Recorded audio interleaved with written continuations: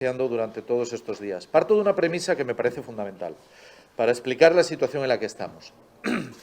Estamos en una situación en la que no podemos decir que se ha vencido la pandemia, es decir, la pandemia no ha finalizado todavía, eso lo sabemos, la Organización Mundial de la Salud aún no ha decretado el fin de la misma y, por tanto, estamos en esa situación, pero para que se entienda de una forma gráfica, lo cierto es que en Asturias parece que por ahora la tenemos arrinconada, es decir, la tenemos contra la pared de una manera controlada, lo que ha hecho que desde el 20 de septiembre estemos en esa situación de nueva normalidad desde el punto de vista epidemiológico.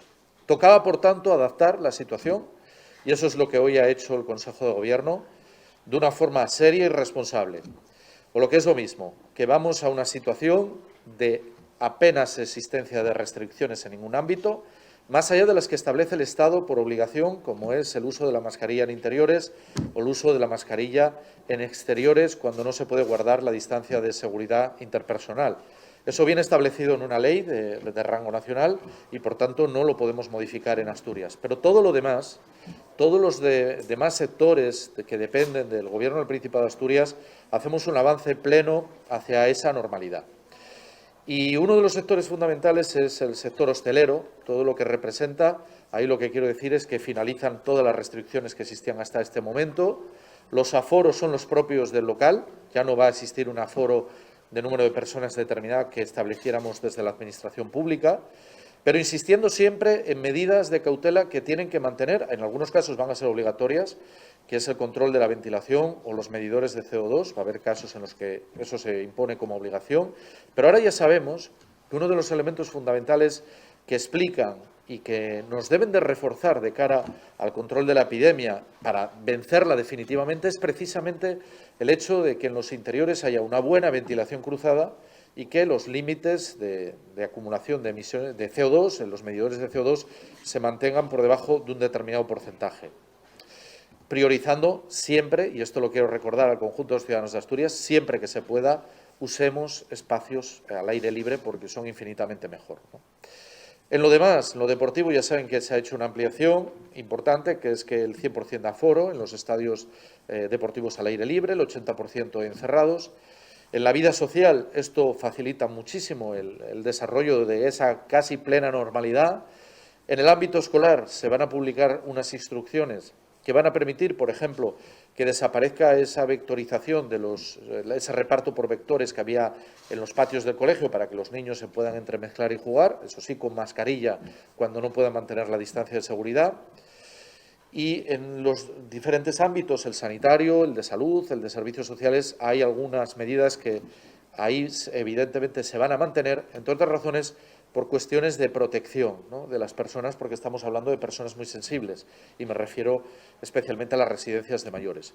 Pero en general la idea fuerza a la que vamos, eso es lo que acaba de aprobar el Consejo de Gobierno, que se va a publicar en esta tarde y que entrará en vigor a las 0 horas del sábado, es decir, mañana está plenamente ya en vigor esta nueva normativa, es que volvemos, que damos un paso fuerte y definido hacia esa normalidad. De hacerlo de forma responsable, insisto en esto, sabiendo que la pandemia, por desgracia, continúa, que la Organización Mundial de la Salud no ha decretado su final, pero en Asturias hoy por hoy la tenemos arrinconada y tenemos que hacer un esfuerzo para que siga siendo así. Antes de dar la palabra al consejero de Salud y al director general de Salud Pública para que bajen más en detalle, sí que quería hacer alguna reflexión. Recordarán que hace ya más de un año y medio aproximadamente, comparecía en esta sala para la primera vez que me dirigí a la ciudadanía de Asturias, advertirles que entrábamos de lleno en una situación de riesgo, en una situación desconocida en nuestra historia, desde luego la más grave de la historia autonómica de Asturias, que ha supuesto muchísimos meses de batalla,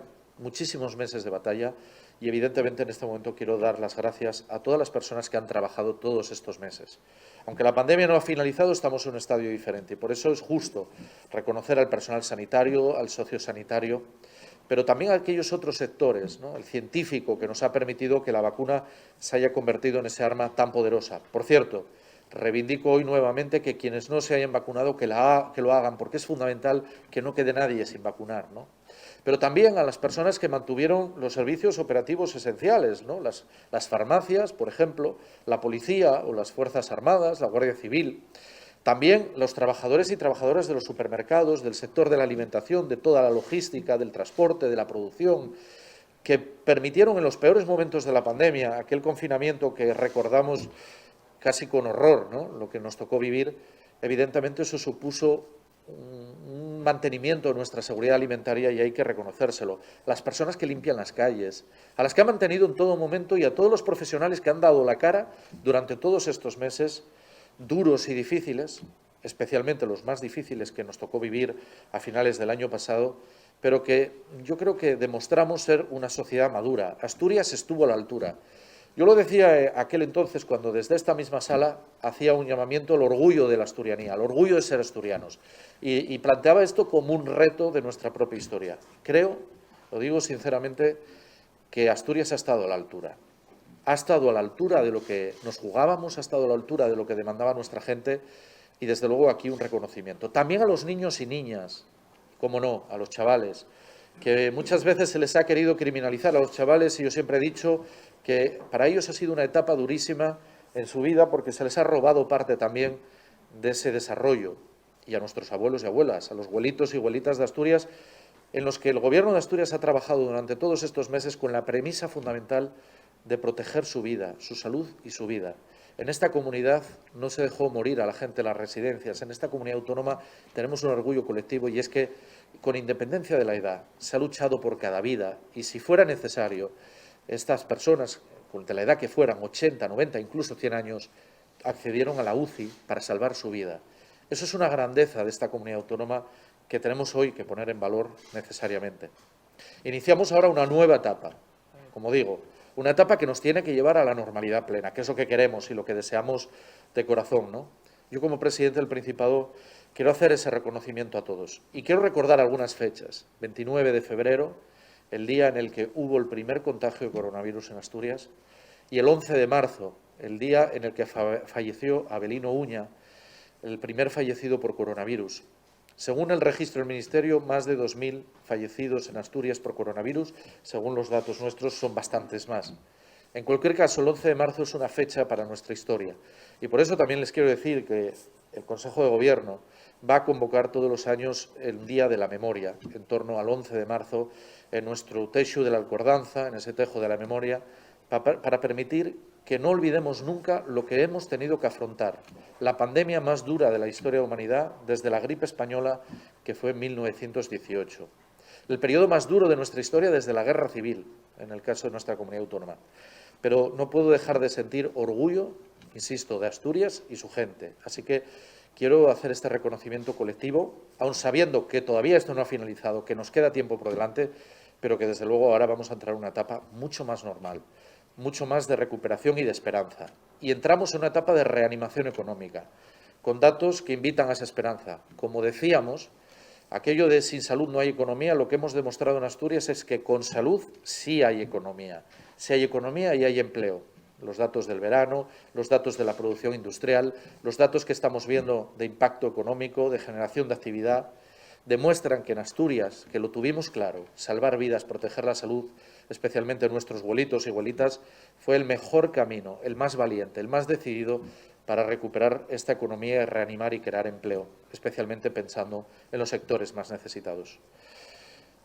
Consejero, antes de dar la palabra, quiero agradecer y personificar en el conjunto del Gobierno de Asturias el trabajo de todos estos meses y de forma particular en el consejero de Salud, en el director general de Salud Pública, porque me siento muy orgulloso del trabajo que han hecho, me siento muy orgulloso de haber sido capaces de asumir las críticas, me siento muy orgulloso de que tomáramos decisiones valientes, por dolorosas que fueran, sabiendo que eran necesarias para proteger la salud, que hemos sufrido seguramente un desgaste de nuestra figura y de nuestra tendencia electoral, seguro que sí, pero tenemos la conciencia tranquila de que todo lo que hemos hecho, lo hemos hecho pensando en Asturias y los asturianos y asturianas. Así que, consejero, tienes la palabra.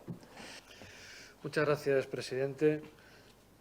Buenos días a todas y a todos. Tal y como acaba de expresar el presidente, se puede decir que iniciamos hoy una nueva etapa. Tras la actualización de los datos correspondientes al día de ayer, Asturias suma un total de 18 días en nivel 0 de riesgo por COVID, lo que se denomina en el documento del semáforo publicado por el Ministerio, que compartimos en todo el país, la situación de nivel cero de nueva normalidad.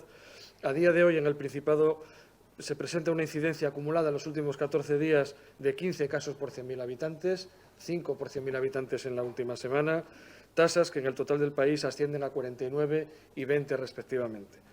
En cuanto al porcentaje de positividad, en la última semana es menor del 1%, como sabéis, y en relación con la ocupación hospitalaria supone el 0,66% de las camas de hospitalización convencional y el 2,1% de las potenciales camas de UCI ocupadas por pacientes en relación directa con el COVID.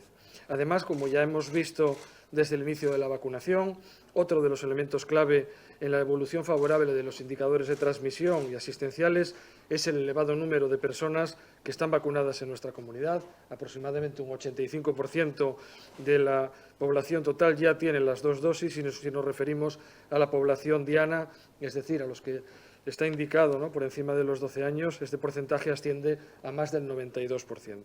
Información, por supuesto, tenéis acceso en las páginas de Astursalud, en la del Observatorio y en la de Coronaweb del Principado. Ante esta mejoría, y sin olvidarnos que continuamos en pandemia, la vuelta a la normalidad requiere de responsabilidad y, como no, de prudencia. La gestión de esta pandemia está siendo un trabajo en equipo, un gran equipo, donde todo el mundo tiene su papel. Recientemente, en el interterritorial presencial que hicimos monográfico sobre atención primaria, pues la verdad es que muchos consejeros y del Ministerio nos preguntaban, ¿no?, cuál era el secreto de Asturias para tener estos datos, y yo siempre les recordaba que aquí todo el mundo, absolutamente todo el mundo, había colaborado y que si hay algún secreto no es ni más ni menos que ese. Ante esta mejoría, y sin olvidarnos que continuamos en pandemia, la vuelta a la normalidad requiere de responsabilidad y de prudencia, como os decía. La vacunación es un pilar fundamental en la gestión de la pandemia, ha contribuido a mejorar la situación epidemiológica y, por tanto, permite adoptar nuevas medidas, que son las que hoy hemos propuesto al Consejo de Gobierno y hemos aprobado. De esta manera, en los centros de atención primaria, en las consultas de pruebas de los centros de atención hospitalaria, se posibilita ya una persona acompañante, eso sí, respetando siempre el horario de citación, así como las medidas de seguridad establecidas en las salas de espera, por lo que se insiste en su puntualidad. En el caso de los pacientes que se encuentran hospitalizados, también se permite el acompañamiento de una única persona. En cuanto a las visitas, estas se realizarán por tramos horarios. Con el ingreso del paciente al acompañante se le entregará una tarjeta identificando la unidad en la que se encuentra hospitalizado y las franjas horarias en las que se autorizan las visitas. En el caso de pacientes pediátricos altamente vulnerables, cuidados paliativos, posoperados en las primeras 24 horas del posoperatorio, mujeres durante las consultas necesarias por el embarazo, además del parto o el posparto, entre otros, el acompañamiento será permanente en todos los dispositivos siempre que no cuenten con ningún síntoma respiratorio o fiebre, por supuesto. Asimismo, en los puntos de acceso no será necesario la toma de temperatura, es obligatorio el uso de la mascarilla. En los asientos de las salas de espera se mantendrá una separación recomendable de un asiento entre usuarios que no pertenezcan al mismo núcleo familiar. Se indicará en la cartelería para que todo el mundo esté bien informado. Se dejarán de estar señalizados los asientos, tal y como los vemos actualmente. Además, hoy en el Consejo de Gobierno se han aprobado, además de estas instrucciones del Servicio de Salud, se han aprobado nuevas medidas que nos acercan a esta tan ansiada normalidad. Así, en los establecimientos con espacios interiores se podrá desarrollar la actividad con el aforo máximo permitido en su licencia de apertura. El uso de la mascarilla es obligatorio, lógicamente, en estos locales en el interior, tal y como establece la ley nacional. Además, en estos locales con espacios interiores que por su actividad no puedan mantener el uso de mascarilla de forma permanente, deberán o bien tener medidores de CO2 asegurando una buena ventilación o, en su defecto, mantener esa distancia de 1,5 metros de seguridad entre no convivientes. Asimismo, se mantiene la obligatoriedad de medidores de CO2 en aquellos establecimientos en los que hasta ahora se había regulado, por mencionar alguno, locales de ocio nocturno, discotecas, locales de juego y apuestas, por poner unos ejemplos. En el Consejo de Gobierno también se ha acordado la prohibición de fumar en la vía pública o en espacios al aire libre cuando no se pueda garantizar la distancia de 2 metros, tal y como ya estaba vigente, y también la prohibición de fumar en las terrazas en cualquier establecimiento se mantiene también. Estas dos medidas son aplicables para el uso de cualquier dispositivo de inhalación de tabaco, de pipas de agua, cachimbas o asimilados, cualquier otro. Además, la ciudadanía debe recordar que, con carácter general y sin perjuicio de las normas, actos o protocolos específicos que se pudieran establecer, toda la ciudadanía deberá de continuar adoptando medidas básicas de seguridad e higiene. Me refiero a respetar la distancia interpersonal mínima de 1,5 metros siempre que sea posible. Se recomienda, en la medida de lo posible, que las actividades de interacción social sean prioritariamente en espacios abiertos o bien ventilados. En este sentido, se aconseja evitar espacios cerrados con aglomeraciones o mala ventilación. Estamos hablando de mantener medidas de higiene de superficies adecuadas, bueno, cosas que a estas alturas estamos todos acostumbrados, pero que debemos de seguir poniendo énfasis en ello, puesto que son medidas básicas que tienen que mantenerse. En cuanto a eventos deportivos, como nos había adelantado ya el presidente, los multitudinarios, estamos refiriéndonos sobre todo a la Liga de Fútbol Profesional o a la ACB de baloncesto, se amplía, tal y como se había anunciado y se aprobó en el interterritorial con vigencia durante todo el mes de octubre, el 100% de aforo en los recintos abiertos y el 80% en instalaciones cerradas, eso sí, con medidas especiales que garanticen la seguridad de todos los asistentes. Estamos hablando de lugares en los que se va a juntar mucha gente. Estamos hablando de miles de personas, por lo tanto, hay que mantener unas medidas mínimas que se han adoptado de manera acordada en toda España. El uso de la mascarilla, por lo tanto, tiene que ser obligatorio durante la permanencia del encuentro deportivo y, por ello, para no quitar la mascarilla, no se permite durante el mes de octubre ni comer, ni beber, ni fumar en los estadios. En cuanto a los entrenamientos, serán preferentemente sin público. En todo caso, tendrán que respetar los mismos aforos que las competiciones que comentaba. Estas medidas se publicarán a lo largo del día de hoy en un boletín suplementario y tendrán vigencia a partir de las 12, de las 0 horas de esta noche, hasta el 31 de octubre, el caso de las medidas deportivas que estábamos comentando. Yo creo que ahora, como decíamos, a partir de ahora hay un antes y un después. Esto nos va a posibilitar algo que todos necesitamos, que es centrarnos en la recuperación y, tal como decía el presidente, este avance lo podemos hacer gracias a que en Asturias todas las personas cuidamos de todas. Cedo la palabra al director general de Salud Pública, Rafael Coufiño, y quedamos a su disposición para las preguntas que tenga. Presidente, consejero, buenos días a todas y a todos. No me extenderé especialmente mucho y pasaremos luego, si eso, al turno de preguntas y comentarios, pero sí me gustaría hacer alguna intervención previa un poco para señalar lo que es un momento importante en lo que es este ciclo de pandemia, ¿no? Se cumplen 581 días del primer caso, se cumplen 581 días de lo que fue una semana muy complicada, muy compleja de toma de decisiones, de un viernes muy complicado, el 13 de marzo, donde tomamos medidas de cierre de sector y anticipándonos a lo que ocurrió luego con la declaración de estado de alarma el 14 de marzo. Y pase lo que pase, y con independencia de cómo evolucione la pandemia en los próximos días, en los próximos meses, y sin triunfalismos, pero tampoco sin derrotas, sí que comenzamos un ciclo nuevo en la situación de la pandemia. Y como director general de Salud Pública sí me gustaría exponer algunos puntos que creo que son significativos antes de pasar a perfilar más estas medidas en las que nos encontramos, ¿no? En primer lugar, es un recuerdo por parte de Salud Pública de todas las personas que han fallecido, de todas las personas que han perdido seres queridos y de todas las personas que han pasado por diferentes dificultades en la pandemia o en la situación en la que nos encontramos ahora mismo. Nuestro objetivo como Salud Pública es trabajar y velar por la salud desde una perspectiva de desigualdades y día a día tenemos que reevaluarnos para tratar de mejorar esa atención de salud basada en las personas con más dificultades o con más diferencias de salud. El segundo mensaje es que, aunque los datos que vamos a exponer y la noticia que damos es francamente positiva, queremos dejar el mensaje de que Salud Pública va a seguir vigilando y va a seguir manteniendo una conducta con la máxima tensión como hemos mantenido hasta ahora, pese a que el escenario sea favorable, para tratar de evitar y anticiparnos a posibles situaciones de futuro, con la COVID o con otros problemas transmisibles o no transmisibles de enfermedad. En este sentido, es una buena noticia que esta misma semana se comienza la tramitación del anteproyecto de la Ley de Salud Pública de Asturias, que es un proyecto de Gobierno que trata de una forma valiente de generar una estructura sólida, estable y eficiente de salud pública para el futuro de nuestra comunidad autónoma. Es el momento, aquí y ahora, de plantar las bases de una estructura de salud pública fuerte y sostenible para lo que pueda ser problemas de salud en el futuro. En ese sentido, también quisiera agradecer, como suelo hacer en las ruedas de prensa, pero teniendo en cuenta que hoy es especialmente un momento muy significativo, a todas las personas significativamente de mi equipo de salud pública que han trabajado en la pandemia. Y, aunque son muchas, sí me quisiera dar dos nombres de dos personas que han estado desde ese primer día hasta ahora trabajando de forma continua, que son Mario Margolles e Ismael Huerta. Y también me gustaría reseñar dentro del equipo directivo, de todas las personas que trabajamos en el equipo directivo, con el consejero liderando el proyecto, al equipo de Concepción Saavedra y Alejandra Fuello y todo el equipo del SESPA, porque, y lo digo con plena conciencia, no sabemos bien toda la suerte que hemos tenido y tenemos de tener a Concepción Saavedra como directora gerente del SESPA en una situación tan complicada como la que tenemos ahora mismo.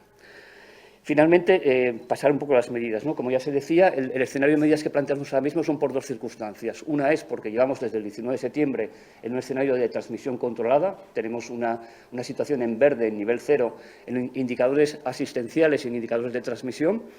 Y, en segundo lugar, también el escenario de medidas viene regulada por el marco estatal, que es la Ley 221, donde se regulan todavía un aspecto relacionado con mascarillas, que no es una regulación autonómica, sino estatal. Y en este sentido, la norma, que ya ha explicado bastante bien el consejero, yo creo que ya ha detallado bastante, se plantea una norma muy sencilla donde se vuelve a una regulación normal de casi toda la actividad. No hay una regulación por sectores y el único planteamiento que queda marcado es el uso de mascarilla en interiores y en aquellos espacios de interiores donde no se puede usar la mascarilla, o bien una regulación mediante distancia o bien una regulación mediante los medidores de CO2 para mantener los niveles de ventilación adecuados. Se mantiene la obligatoriedad en cuanto al tema de mascarillas, de medidores de CO2, en los sectores que ya estaba regulado en el momento actual, que son discotecas y locales de ocio nocturno, establecimientos y locales de juegos y apuestas, en aquellos establecimientos de hostelería y restauración donde va a haber grandes eventos, y en cualquier tipo de sector, tanto deportivo como cines, teatros, en los que se permita comer y beber y que suponga quitarse la mascarilla en un momento determinado, ¿no? Entonces, espacios interiores donde se quite la mascarilla en un momento determinado, o distancia, o medidores de CO2. Los aforos es el aforo máximo permitido actualmente en la licencia de cada uno de los sectores. Se mantiene la regulación relacionada con el tema del tabaco. E insistimos en los principios básicos de protección, que es algo que nos tiene que quedar de la pandemia y que son principios básicos de salud pública, que es el tema de espacios poco hacinados, espacios con pocas personas, espacios bien ventilados, mantener las medidas de aislamiento en el caso de tener síntomas. Esto es muy importante. O sea, ante síntomas respiratorios, la actuación tiene que seguir siendo la misma que tengamos hasta ahora, aunque tengamos menos incidencia. Consulta centro de salud y valorar el tema de realización de la PCR y aislamiento hasta tener un resultado. Esto es algo que no tenemos que perder de vista, y el tema de higiene de manos, que sigue siendo un elemento fundamental en cuanto a esto. Señalar también que esto aparecía en todas las normas, pero que la inspección de aquellos sectores donde pueda haber un brote significativo, una vez que se establezca la vigilancia por parte del equipo de rastreadores o la inspección correspondiente, en caso de notar alguna incidencia significativa, tendría la sanción correspondiente, que ahora mismo ya viene estipulada en las diferentes normativas que fuimos sacando. Y creo que básicamente eso sería un poco el mensaje global. Vamos a las preguntas.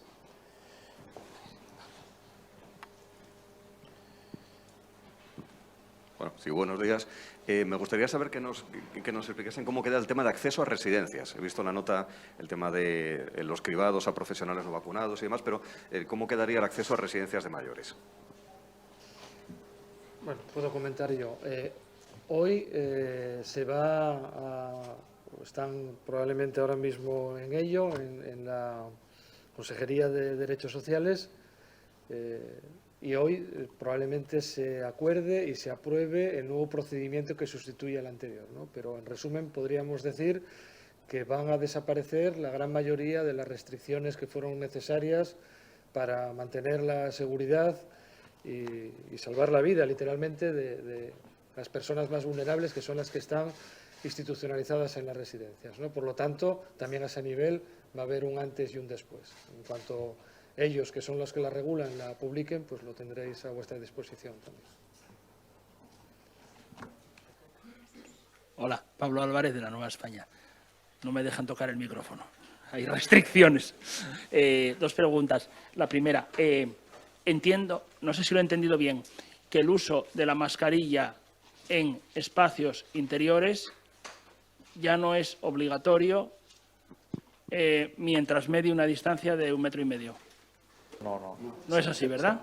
El uso de la mascarilla se regula como es hasta el momento actual por la normativa 221, que es en interiores uso de mascarilla, pero el matiz es, para simplificar la norma y no ir sector a sector, lo que se plantea es, en aquellos espacios interiores, por ejemplo aquí, si yo tuviera que quitarme la mascarilla, ¿no? Porque me tengo que quitar la mascarilla porque estuviera comiendo o bebiendo, para mantener la seguridad de haberme quitado la mascarilla tiene que haber o distancia o haber medidores de CO2 que regulen una correcta ventilación del espacio.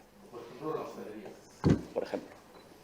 No es que la norma nacional es clara en ese sentido. Tú tienes que tener en espacios interiores mascarilla siempre.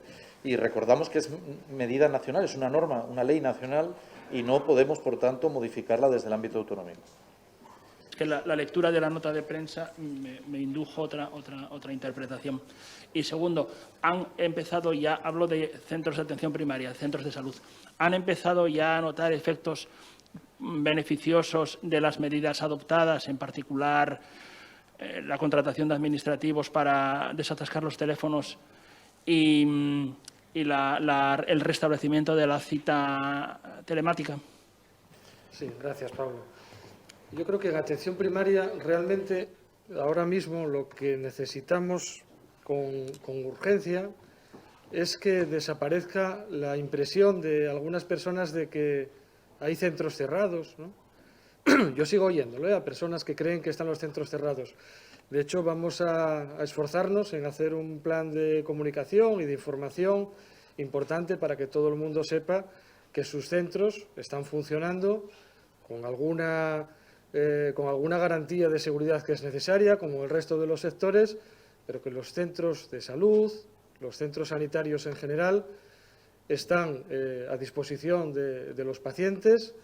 Los profesionales de la salud están trabajando con medidas especiales todavía que se necesitan, pero efectivamente, tal y como ya hemos explicado en muchas ocasiones, todas las personas que necesiten una cita, pues ahora mismo ya tienen a su disposición varias maneras de hacerlo, ya sea presencialmente en el mostrador, ya sea por teléfono, ya sea telemática a través de la página web o en la aplicación del móvil, ¿no?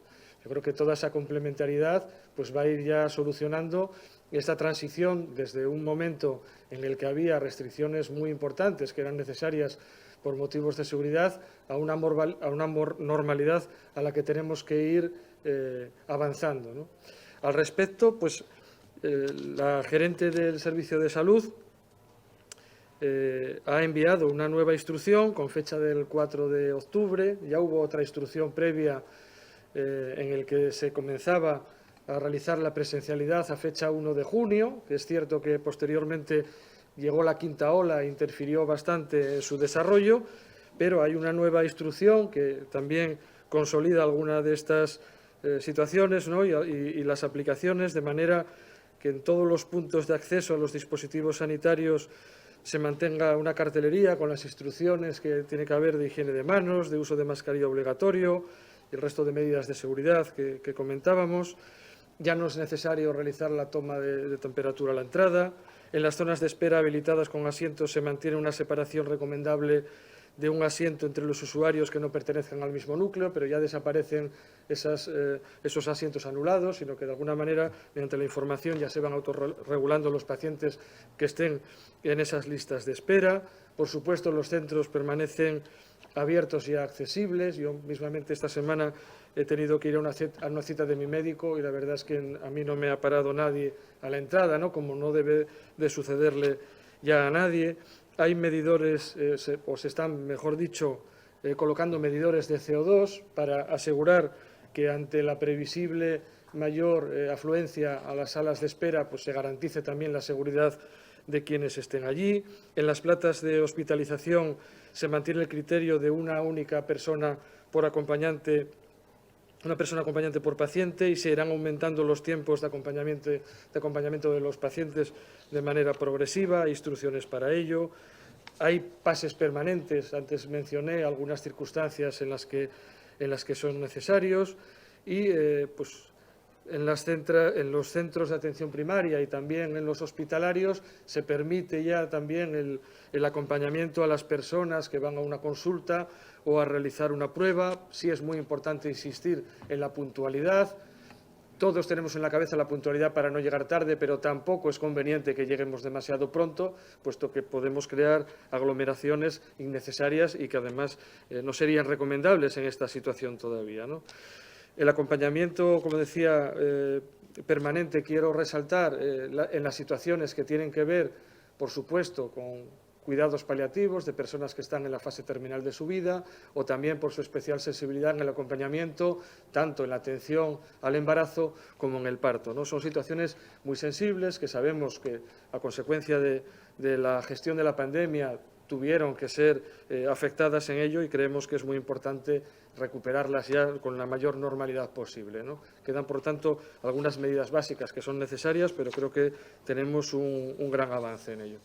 Pablo, y si me permites un apunte a esto que preguntabas, que además es una cuestión que plantean muchos ciudadanos y ciudadanas y que yo mismo he opinado de forma pública. En el sistema y en el protocolo que se pregunta, ¿no?, por parte cuando uno llama para solicitar una cita, lo que tiene que quedar claro es que el ciudadano tiene derecho a una cita presencial. Eso tiene que quedar claro. Le tienen que plantear la cuestión de si quiere una cita telefónica o presencial, porque es verdad que también hay mucha gente, y eso sí se está notando, que hoy por hoy prefiere la cita telefónica por la rapidez, porque a lo mejor el tipo de consulta.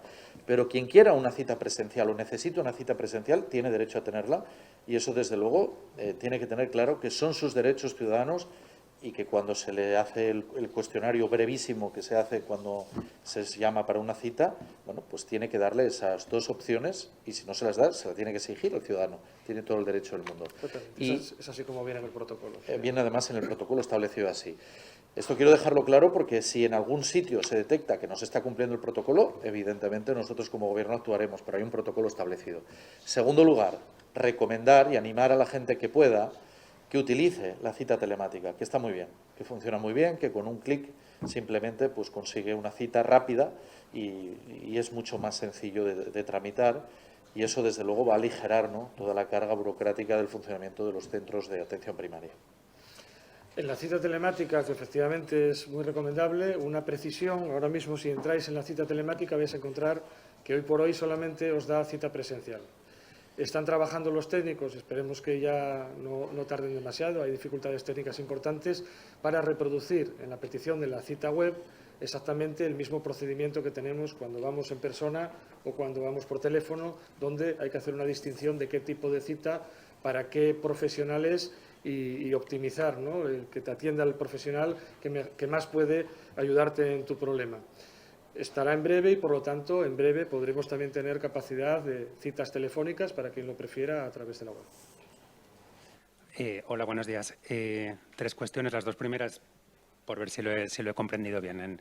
En el ámbito cultural entiendo que los aforos se llevan al máximo permitido. Dentro de este máximo permitido, por ejemplo, estoy pensando en cines o teatros, no hace falta guardar ese asiento con no convivientes entre medio, es decir, podría llenarse el aforo de un cine. El segundo es, ¿permanecen las normativas de ámbito estatal? Esa normativa estatal es la que regula el uso de las mascarillas y la de los eventos deportivos, la Liga de Primera y Segunda División, y en baloncesto la Liga Profesional también. No hay ninguna otra. No sé si hay alguna otra normativa que se nos haya que también regulen. Y luego la última, respecto al ocio nocturno, se mantiene la obligatoriedad en el caso de las discotecas de contar con los medidores de CO2. No sé si en este tiempo, desde las medidas anteriores, se ha comprobado si realmente esto se está cumpliendo y también si se estaban cumpliendo, en el caso del ocio nocturno, en estas 2 o 3 fines de semana, bueno, las medidas que estaban en vigor, el respeto de los aforos, etcétera. Respecto al tema de aforos, cultura en teatros donde no se consuma, como se beba, sería el aforo completo. Cines y teatros, aforo completo con ventilación, porque la normativa ahora mismo es ventilación obligatoria en esos sectores. Y lo mismo en ocio nocturno. En ocio nocturno la regulación sería el aforo que tiene el local el cumplimiento estricto del aforo que tiene el local, que eso es importante, y el tema de las medidas de CO2, que era el medidor de CO2, y las medidas correctoras, porque el medidor de CO2 no sirve para nada si no hay medidas correctoras, lógicamente, si eso va. Se ha hecho un trabajo con los sectores, digamos que de alguna forma Salud Pública con esta norma también traslada el locus de control a los sectores correspondientes, es decir, dejamos de ejercer la normativa COVID para decir son los propios sectores los que tienen que encargarse de vigilar y supervisar, y en caso de que haya algún problema habrá una sanción por parte de la autoridad sanitaria como corresponda, ¿no? Los sectores, hay una implicación fuerte, se ha trabajado con el sector en este sentido. La otra dirección general, que es la Dirección General de Seguridad Alimentaria, ha trabajado ya desde hace meses en temas de formación, en ventilación a los sectores también de cómo funcionan los medidores, cómo trabajar en sistemas de ventilación cruzada y demás, y será algo que tengamos que seguir insistiendo. Asturias, ya hace varias semanas, pero esta misma semana también lo formalizamos, enviamos también una petición al Ministerio para trabajar en alguna guía técnica específica sobre qué criterios técnicos tendrían que tener la construcción y los diseños interiores de recintos de más riesgo, es decir, qué características técnicas de diseño tendrían que tener estos espacios para mantener esas condiciones de higiene y de ventilación, ¿no? Porque, aunque nos acabe el COVID, el tema de mantener espacios saludables, entornos saludables en residencias, en espacios interiores de ocio nocturno o en otros espacios de más riesgo es fundamental para los próximos años. Sobre esto, dos cosas que yo creo que son importantísimo insistir. Por eso lo decía, ¿no? Priorizar siempre espacios al aire libre, si son espacios interiores que estén bien ventilados. Ahora ya lo sabemos, no es como recordar las primeras comparecencias en marzo, es que no sabíamos nada de esto. Pensaban que eran gotículas y más, y por tanto que era la cuestión de distancia, pero que no quedaba, que no era un problema de concentración de aerosoles. Ahora ya lo sabemos, ahora tenemos la seguridad científica de que es así, y por tanto depende de cada uno de nosotros que esto sea una pesadilla que se acabe lo más pronto ya definitivamente posible, ¿no? Yo creo que eso es importante. Y sobre el control que decías, lo que sí te puedo garantizar es que el Gobierno de Asturias, con los medios de los que dispone, va a hacer controles selectivos en esos determinados sectores para ver si efectivamente o no se cumple la normativa establecida, y quien no cumpla, pues evidentemente tendrá la sanción correspondiente. Y las normativas de ámbito estatal, que no sé si además de la mascarilla se ve alguna otra. La Ley 221, que es la que nos regula ahora mismo, y el tema de las actividades deportivas que señalaba el consejero. Buenas tardes. Bueno, buenas tardes ya casi. 3 preguntas. ¿Se van a mantener entonces los autocovid o se van a eliminar? También quería preguntarles si de cara al otoño y a la llegada de la gripe y demás, bueno, ¿cómo está el tema de la tercera dosis de la vacuna del COVID? Y por último, al parecer hay un brote en una residencia de Siero. Queríamos saber en qué situación está. Gracias. El brote de una residencia de Siero. ¿Contexto? Sí. Objetivo fundamental, seguir intensificando la vigilancia epidemiológica con el equipo de rastreo de todos los casos que sigan apareciendo. Este es un objetivo clave que no va a ser tan visible a partir de ahora como lo fue durante la pandemia. De hecho, incluso con los datos, el planteamiento es que los datos empecemos a publicarlos periódicamente, semanalmente. O sea, apareceremos menos, esperemos, en los medios de comunicación, pero seguiremos trabajando con la misma intensidad en la sombra. El autocovid es una estrategia que posiblemente seguiremos manteniendo, pero quizás se diversifica a otros puntos el tema del autocovid. Si no hay mucho volumen en el autocovid, no tiene mucho sentido. Igual se puede hacer a través de la red de atención primaria, pero siempre dejando un mecanismo donde la gente pueda realizarse pruebas ante situaciones de riesgo como se plantean. Lo que hay que buscar es el punto más eficiente. Puede que sea autocovid o puede que lo planteemos a cambiarlo a otro. La tercera dosis de vacuna ahora mismo son criterios que seguimos siempre a través de la Comisión de Salud Pública, o sea, tras los acuerdos que hay en la Comisión de Salud Pública, con el acuerdo que se planteó esta semana en la última comisión, y periódicamente la ponencia técnica de vacunas va regulando pues nuevas posibilidades, ¿no? Si el tema de incorporar a grupos de menores, si el tema de planteamiento de segundas dosis en Janssen, por ejemplo, que es un tema que también es un tema que está en revisión. Digamos, pero ahí el mecanismo es nuestro siempre: ponencia técnica, Comisión de Salud Pública y lo que se plantee por consenso en la Comisión de Salud Pública. Y en relación con el brote, sí ha habido no tengo los datos exactamente. Vamos a seguir teniendo brotes, o sea, el tema de que tengamos un día 15 o 20 casos es posible porque vamos a tener más brotes, lógicamente, porque puede haber casos. Hay un brote ahora mismo en esa residencia y se está trabajando con ella como siempre. No tengo los datos concretos de la afectación.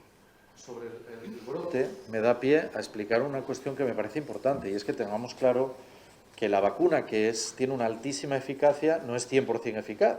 A lo mejor, pues de cada 100 personas vacunadas, la vacuna es eficaz en 80, 85. Y se está notando que es eficaz, porque si no, bueno, con todo lo que hemos vivido todas estas semanas y el verano, está claro que los datos serían otros muy diferentes. Pero puede surgir en ocasiones pues que efectivamente la gente se contagie. En cualquier caso, parece que la vacuna previene la gravedad de ese contagio. Esto es muy importante porque al final lo que significa es que salva vidas.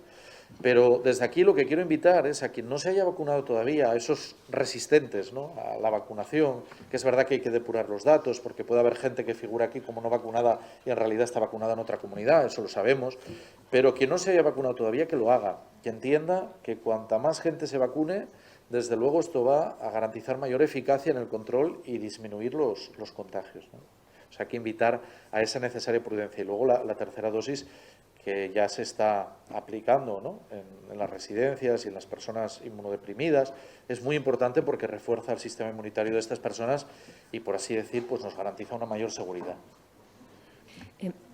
Yo quería saber si este año, como en la temporada anterior, se va a recomendar con el tema de la vacuna de la gripe a la población de manera general la recomendación de vacunarse, o volvemos a la fórmula que existía un poco antes de todo esto y es solo para aquella población más vulnerable. Es decir, ¿se va a mantener esa recomendación de que se vacune de la gripe la población en general o no?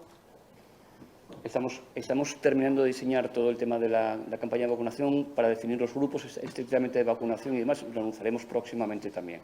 La recomendación clave va a seguir siendo vacunando en grupos vulnerables. Esto es lo fundamental, sobre todo en grupos de personas mayores. Pero la definición exacta de los grupos y un poco los mensajes los anunciaremos pronto.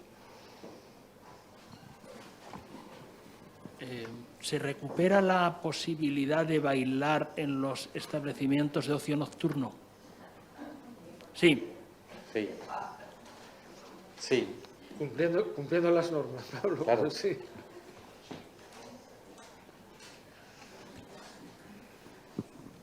Hola, buenas. Sí. En relación con la hostelería, ¿la ocupación por mesa también se quita la restricción? Sí, sí. No habrá restricción, ¿no? Ya no hay ninguna limitación en ese sentido. No hay limitación de distancia tampoco en los exteriores. O sea, un mensaje clave es la no pérdida del sentido común de lo que hemos aprendido de la pandemia. Efectivamente. Entonces, yo creo que todos nos gusta ir a sitios donde estemos más o menos holgados, que no estemos hacinados y con ciertas condiciones básicas de limpieza, higiene y ventilación. Entonces, yo creo que un poco el mensaje clave es esto, ¿no? No se plantea mantener distancias en terrazas, por ejemplo, pero creo que el tema de ganar cierto espacio es un tema de comodidad y en interiores de higiene incluso de esto. Entonces, yo creo que esto es importante tenerlo. El tema de la ventilación, que es un elemento clave, les voy a poner un ejemplo muy singular que acabamos de vivir en el Consejo de Gobierno. Cuando empezó el Consejo de Gobierno teníamos las ventanas cerradas y al iniciar el Consejo estábamos ya a punto de superar el límite 800 en el medidor de CO2 que tenemos, el límite máximo 800, que lo que se recomienda es que sea menor de 700. Eso es lo que se insiste que sea la recomendación. Fue simplemente abrir las ventanas y una puerta para que hubiera ventilación y bajó a 600.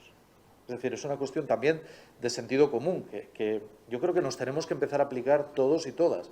Si vamos a un restaurante, a un bar, y vemos que hay una acumulación excesiva, ¿no?, que no hay ventilación, lo mejor es no estar. Así de claro, porque ahí estamos exponiéndonos a un riesgo. Si vamos a comer a un sitio, si el tiempo está bueno y acompaña, y es siempre mejor en la terraza, al aire libre, que en interiores. Si es en interiores, asegurarse que haya buena ventilación, que no acumule, que no haya acumulación de personas también. Es una cuestión de sentido común. Y yo creo que, como muy bien dice el director general de Salud Pública, lo que hemos aprendido en la pandemia ahora nos tiene que quedar para todo, porque no solo nos va a servir para el COVID, para el coronavirus, nos va a servir también para otro tipo de enfermedades respiratorias, que antes había muchísimos más contagios como consecuencia de que no había entornos saludables. Eso tenemos que sacar lecciones que nos van a venir muy bien a todos. Y volviendo al ocio nocturno, ¿el horario de cierre seguirá a las 4 de la mañana o El Ya horario no hay- nocturno Sí. es el de la licencia.